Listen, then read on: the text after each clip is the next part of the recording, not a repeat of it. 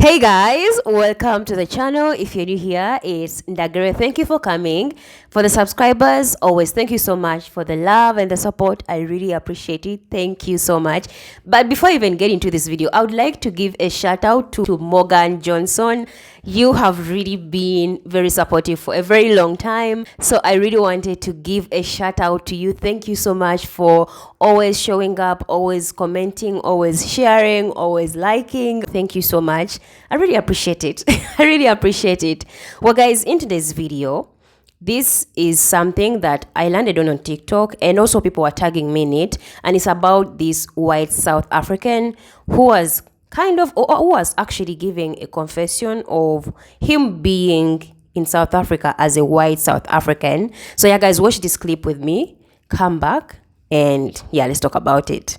So I grew up in apartheid South Africa as a English-speaking white boy. I only became politically conscious when I was already 18 years of age, because prior to that I had been subjected to and sucked in this incredible propaganda of victimization of the white people, where every piece of news, every message we were getting, every joke, the butt of every joke was the stupidity of the black man, the inability of the black man to look after himself, never mind the country, to be ignorant, uneducated, break everything he touched. The messaging was that all violence was black violence, that all crime was black crime, that you had to fear black people. And a huge amount of that fear was that if we let them into the political process, into the governance of the country, that they would do to us exactly what we had done to them for decades, which would be to turn around and oppress us, to murder us, to take our stuff, to move into our houses. It was a very popular story that the ANC, prior to the 94 election, when it was still an illegal organization and Nelson Mandela was still in jail, and the armed wing was exiled to Zambia and Mozambique, 𝗬𝗏𝗄𝗏, was that they promised all of our domestic servants that those servants would be given the house they worked in when the ANC ruled. And these stories were told amongst the whites to bolster our resolve never to let these black people run our country. And it was only when I became conscious of that from 18 onwards that I realized not only was this a terrible lie that was actually oppressing us as well as the people that we as a white nation, white minority, were oppressing, but that actually what happened subsequently from 1994 onwards was far more of a reflection of the nature of black South Africans than any fears we as white South Africans had been fed and believed, right? And I see direct parallels with what's happening in Palestine and Israel. We've been fed this bullshit of Israel as victim, of the Zionist government as defending, this idea that the entire Arab world wanted to wipe them off the map, when in fact, prior to the Nakba, prior to Palestine being given to Israel by the colonial powers, primarily Britain, many Jews lived very happily and harmoniously alongside Muslims and Christians within that region. They weren't oppressed there. They became the oppressor through the Zionist ambition of a few Israelis. White government for many, many years in South Africa needed the violence of 𝗬𝗏𝗄𝗏𝗏. They needed the odd bomb to go off. They needed terror attacks because it justified the further repression. And I've told stories about when I was in the South African Defence Force in 1987-88, 88-89. The things that were done by the intelligence service to undermine the ANC and other liberation struggles, and to pit black against black, to distract black people from action against the oppressive minority and the history of oppression. And it's time to step aside from what we've been told and look at the truth, look at the reality, look at the history, educate ourselves, and make a moral judgment based on our real values as a human. Well guys, as you've seen in the video, this is something that I also came out before and talked about. We need to understand as African people, as black people, that whoever runs the media most of the times controls the minds, the thinking, and the ideology of the people. So when you look into the videos of people like, let's say, this man, and him coming to confess about him learning about the truth at 18 years old, you ask yourself, so what of the other group of people of him that actually never cared? And then you ask yourself, before he turned 18, was he not seeing anything? He didn't like spot any kind of injustice happening to the African people. And also, it's more crazy that a small group of people was able to convince the whole world on how violent, how bad black people are, African people are. That's just something I think about, and I'm like, how did that even happen? Because it is that sad for me to see as an African. And as well, him saying they were given a fear of black people are going to mistreat us and take our things, take the stuff we have. What exactly do they have? Because the things that are in South Africa belong to black South African people. The minerals, the resources, the people, the land. They actually took the land of South African black people. Like, white people are not even supposed to be in South Africa, but they are there.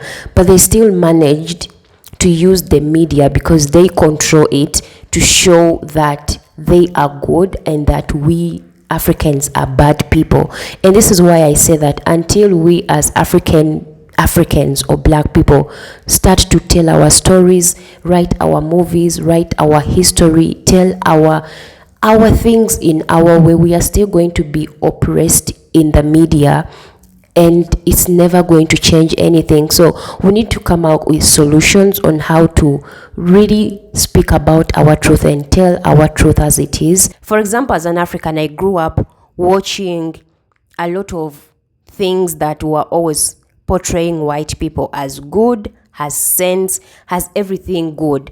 And like I said, they even wrote the education that we have in Uganda, and it's always them praising themselves as usual. They are the ones, like, we learn about John Speke, who came and discovered Lake Victoria. We learn about all these kind of white explorers, missionaries, the white people that came and actually also stopped slavery that was happening on the African people. So they've always been in the control of how we Africans think, and we've grown up in that sense that they are all good.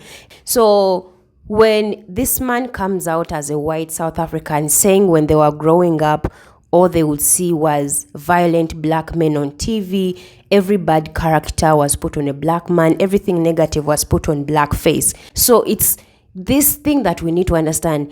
Him saying he was always programmed to be in fear of black people, that if we get in power, especially in the political system, we are going to do the same thing that their ancestors, they did to us. It is a program that was put into their head, and it's also the same program that was put into the white people, that they need to save a black face, they need to save an African face. And us in Africa, we were always programmed that we need to be saved by a white face. And it is still happening, actually. It is still happening. We have been programmed that it's only when a white person says something that it is valuable. I, for one, seeing a person like him coming out to actually confess that even when he was in army, he would see how, the way they were told to treat black people was not okay. Imagine how many of the people that look like him were fed that a black person is just violence.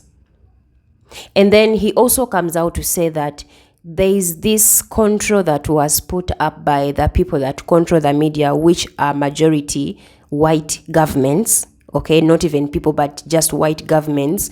They always try to portray themselves as the innocent souls.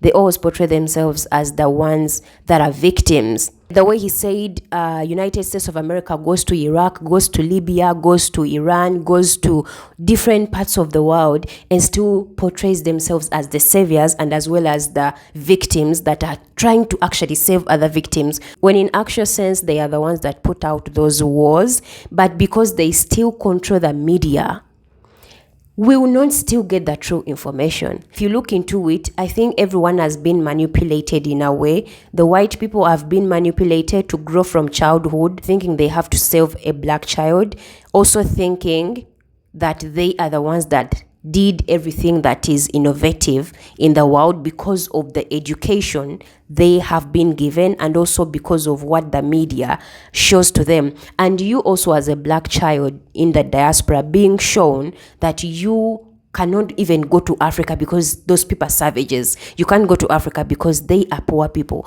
You can't go to Africa because you will not survive. You'll be eaten. Those are the things you grew up seeing about Africans, and being poverty, everything that is actually negative. So that narrative also went to the Asians, it went to the Arabs, and then it also came back to the Africans, showing us from childhood that everything good has to be with a white face. So like when a white person comes out and says this, we should really appreciate it. And him speaking about this, there are so many of his people that look like him that also get to understand the truth when he speaks about it. If we start to think in that manner, that we all have been lied to by the people that control the visions of what we see, the images of what we see. Same thing in Israel, how they've been portraying themselves as innocent, and then to come into the light that they've been oppressing the Palestinians for a very long time. The fact that we are even having these people come out and actually know the truth, that they are not the innovators of everything, they are not the heroes of everything, they are not the gods of everything, they are not the ones that build civilization, they are not the ones that are innocent. Actually, it's good that we are reaching this point, that we are having conversations and people are starting to listen. So I do appreciate that. Like I always say, I'll always appreciate those that come out and speak about the injustice on black people, African people, especially if they are white people. I do appreciate that. So yeah, guys, that's all I can say in this video. Tell me what you think. Yeah, if you don't agree with what I'm saying, I still like to hear your opinion about it. So yeah, get in the comments, let me know what you think. Don't forget to subscribe, and if you're new here, thank you for watching the video, thank you for supporting. Guys, I'll start giving you shout outs. Like if I see that you're really into the channel, you're commenting, you're engaging, I definitely will come and give you a shout out. As always, don't forget to subscribe to Esther's channel. It's in the link in the bio. Thank you for watching, guys. I'll see you in the next video. Bye.